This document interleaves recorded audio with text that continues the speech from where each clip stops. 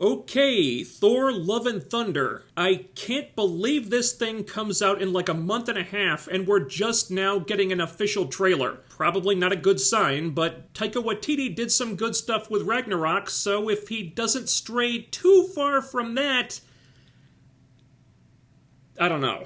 There's things to be concerned about here. I think we're all pretty much worried about the same stuff, right? Yeah. I haven't heard anything about Loki making an appearance. I hope they find a way to fit Loki in there somewhere. He was always the best part of these things. It's gonna be so weird if he's not there. And if he's not, then the movie is losing one of the biggest tethers it had to anything grounded to something serious with depth and stuff. Without that, I wonder if Waititi might just surrender to his impulses and make this a straight-up wacky comedy. I still think he pushed that envelope a little too hard with Ragnarok, and that's not likely to get better if Loki isn't there. Gore the God Butcher? Not worried about that. I'm sure Christian Bale's gonna kill it. But the big one is Jane Foster. I would love to be proven wrong about this, but I don't have a good feeling. Jane as Thor was already a pretty transparently politically driven story in the comics, and with the direction the MCU has been heading in lately,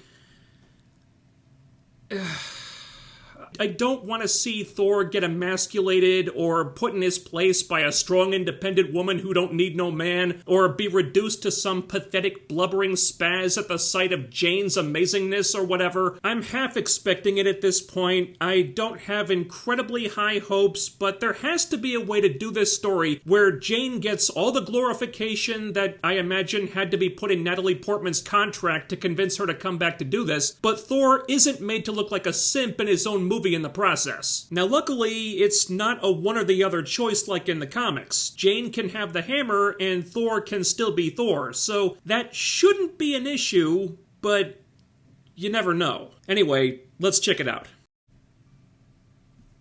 Kids, get your popcorn now.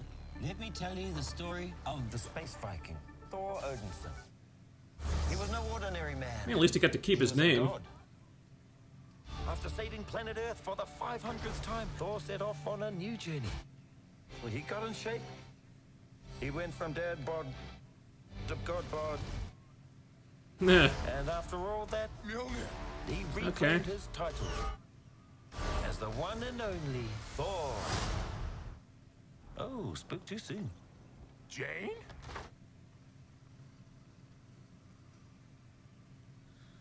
The old ex-girlfriend. What's it been, like 3, 4 years? 8 years, 7 months and 6 days, give or take. Am I, sensing feelings? Well, you're right. The only I'm sensing a sitcom vibe from this. Not really the tone I think of when I think of Thor. So this is my vow. All gods will die.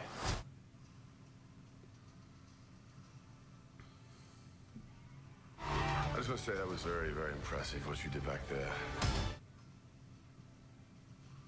He's just my first bad guy. I like the music. Never forget you first.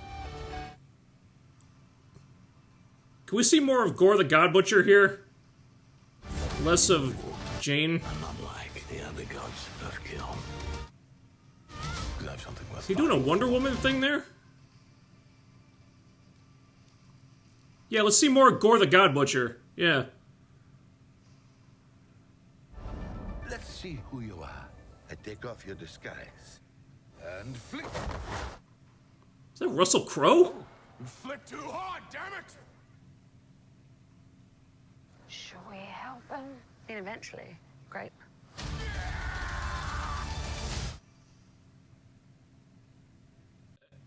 You know, if they flip the genders on that, that naked bit, people would be up in arms over this. Oh, but because it's happening to a man, now it's okay, right?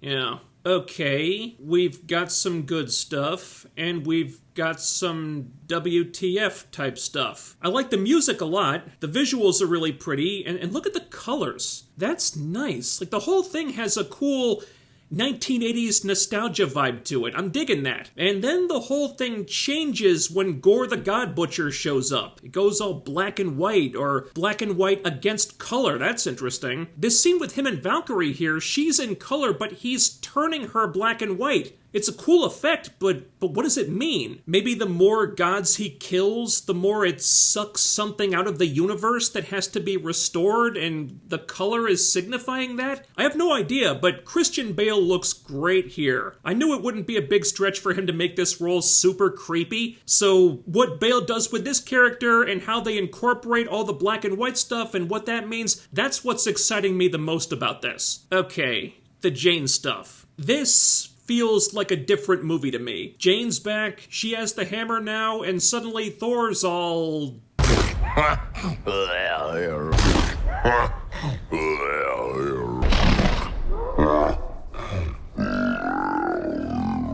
Their interaction here just feels very 1990s sitcom-esque. But why? They weren't like that before. And sure, not a lot of fans really gave much of a shit about that relationship before, so I guess something had to change, but still, it's weird. And I can't say I like it very much either. I was pretty much rooting for any other pairing you could make with Thor more than this one, so I don't know why we needed to go back to this. Also, with the tone they're going for, I'm guessing they're not doing Jane's cancer storyline, which kinda sucks. I mean, you need something to pick up the slack for the emotional pathos you're losing with Loki being gone, and that would have done it, and they could have tied it in real easily. Maybe the cancer was the reason she broke up with Thor, and she kept it a secret from him because it made her feel insecure or something? She was dating the God of Thunder after all. It's a good way to keep the character relatable, and without that, the story is just, look at Jane being awesome, everybody!